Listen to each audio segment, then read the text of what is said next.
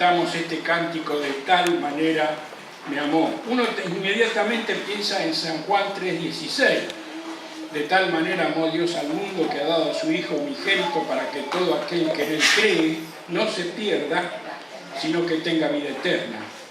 O otros pasajes que hablan del amor de Dios que es, y hay un pasaje que Pablo escribe a los Efesios capítulo 3 y habla del amor de Cristo y dice que excede a todo conocimiento. Por eso en la Escritura está este superlativo indescriptible o incomparable que es de tal manera, con una magnitud impresionante, ¿no? Imposible de describir. Efesios capítulo 3, versículo 14.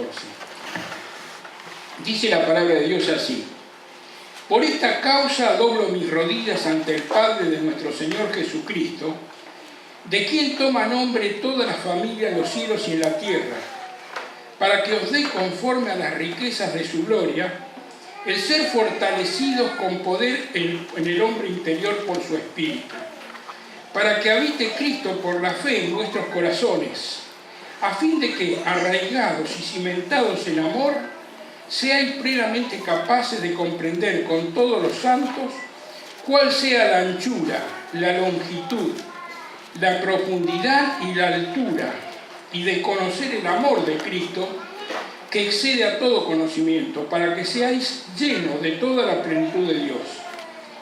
Y aquel que es poderoso para hacer todas las cosas mucho más abundantemente de lo que pedimos o entendemos, según el poder que actúa en nosotros, a Él sea gloria en la Iglesia en Cristo Jesús por todas las edades, por los siglos de los siglos.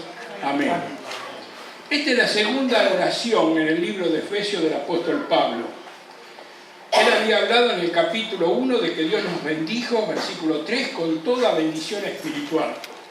Luego no pide más que seamos bendecidos, sino que pide, en la primera oración, a partir del capítulo 1, versículo 15, que Dios ilumine los ojos de nuestro entendimiento para que podamos comprender, para que podamos entender ese tan grande amor de Dios hacia nosotros.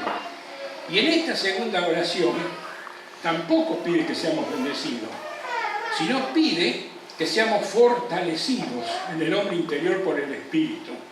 Y da a los cristianos, a los creyentes, dos indicaciones fundamentales para que nuestra vida se nutra en ese amor de Cristo que ha sido derramado en nuestros corazones por el Espíritu Santo, como dice Romanos 5:5. Y dice dos cosas fundamentales, que no es este el momento de hacer un ministerio, pero no puedo pasarlas por alto. Primeramente dice, hermanos, arraigados. Debemos ser o estar arraigados en amor. Esta palabra significa tener raíces, en profundas raíces. Hace poquito leí que en uno de los últimos terremotos en Italia, en una montaña por ahí cerca de Bari, se encontraron unas raíces de árboles que fueron tumbados y cayeron de esas montañas hasta 100 metros de profundidad. Raíces de árboles buscando el agua, buscando el frescor, ¿no? La humedad. Y hermanos, nosotros necesitamos estar arraigados allí, raíces profundas en el amor de Cristo. Necesitamos, miren, yo he estado en muchos lugares donde no había agua potable, en el norte, en el Chaco, en Salta, en Jujuy, y he visto muchas bombas de agua extrayendo de la profundidad. A veces uno tiene que sacar agua de la profundidad. Y saben, hermanos, perdónenme que le diga con toda sinceridad, si uno pinta la bomba, va a estar la bomba en la parte de arriba, donde va alguna zona manija, otra zona eléctrica, pero cuando no hay electricidad, zona manija. Va a estar más bonita, pero para tener agua fresca y para tener más abundancia hay que profundizar el caño. Y esto es lo que Pablo está diciendo. Tenemos, hermanos, no conformarnos con un mensajecito del domingo, sino nutrirnos de la palabra del Señor todos los días, arraigarnos, hacer raíces profundas. ¿Para qué? Para que cuando venga la tormenta o vengan los vientos, el árbol se doble, como los sauces de la isla que a veces hemos visto, se dobla, se acuestan, pero no se desarraigan. A veces uno ve los robles que son durísimos, fuertísimos, y a veces están desarraigados porque tienen pocas raíces. O eucaliptos, que son enormes, pero siempre tienen ramas caídas. Necesitamos raíces profundas. Y la otra exhortación de Pablo es que seamos cimentados. Habla de cimiento. Hoy todo se construye antisísmico. Lo antisísmico es la amalgama de los cimientos con los dinteles y con las columnas. De modo que las casas se tumban, pero no se derrumban. Y esto es lo que habla de la comunión de los santos, de estar identificados con los hermanos, con el pueblo de Dios, comprometidos fundamentalmente, arraigados. Entonces nuestra vida tendrá una estructura sólida. ¿En qué? En el amor de Cristo. La cruz es la expresión más grande del amor, como la tumba es la expresión más grande del poder de Dios. Y Pablo, para no ser tan extenso, hermanos, como a mí me gusta ser breve, da 4 medidas que nosotros más o menos podemos manejar para que podamos entender un poco más, no totalmente. Es el amor, él dice, excede a todo conocimiento. Pero habla de la comunión, dice, para que juntamente con todos los santos. Es decir, mire, si nosotros ponemos un cubo debajo de una canilla, boca abajo, podemos largar un chorro enorme y no va a entrar nada. Pero si ponemos un cubo boca arriba con una gotita, llega un momento que se llena. Imagínese una cantidad de cubos uno al lado del otro, la cantidad de agua que uno puede recoger. Esto habla de la comunión, habla de la unidad de la iglesia, de mantener el vínculo de la paz, esa unidad férrea, amándonos y nutriéndonos del amor de Cristo. Y después dice, vuelvo al tema devocional de la cena del Señor. 4 medidas para que podamos comprender la anchura.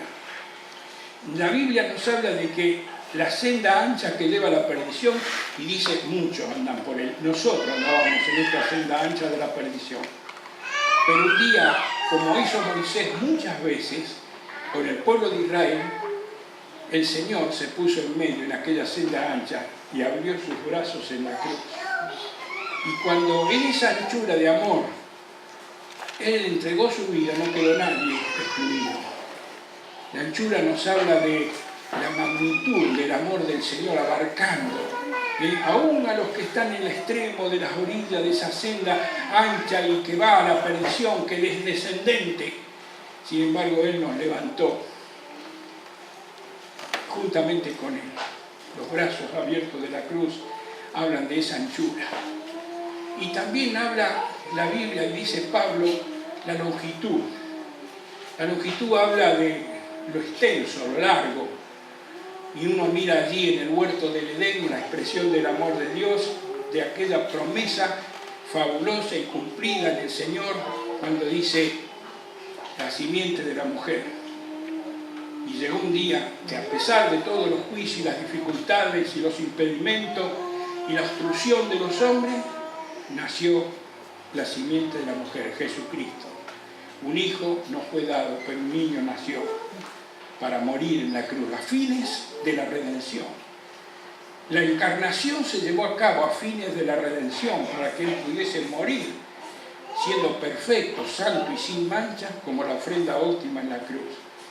Pero uno mira hacia el final, cuando el Señor entregue los reinos de este mundo al Padre, los reinos reconquistados, perdidos por nosotros, y entonces uno ve que el amor seguirá siendo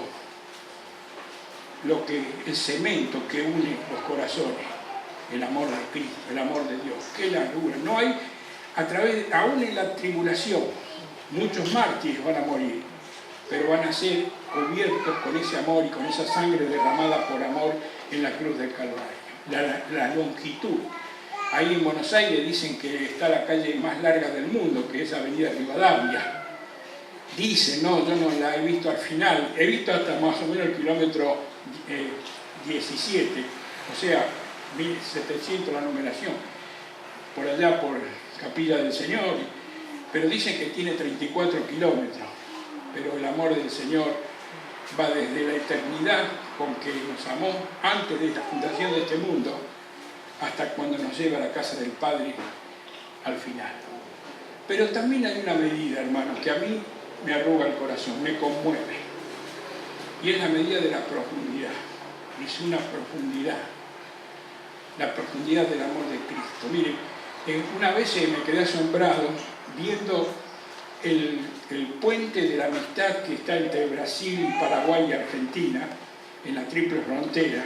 Es un puente que tiene 383 metros de puntal a puntal, y en ese tiempo, yo lo había notado y se me quedó grabado, me hablaban de que los cimientos fueron llevados a cabo a 86, 87 metros de profundidad. Pero fue más asombroso cuando hicieron el puente Rosario Victoria. Yo está a 4 cuadras de mi casa, más o menos, y algunas veces iba a mirar así de pasada los trabajos de las empresas plantando esos puntales, y una vez uno de los, no sé qué sería de allí, me dijo que habían tenido que perforar hasta 106 metros, una de las bases de los pilares, porque tiene altura que pasan los barcos por abajo.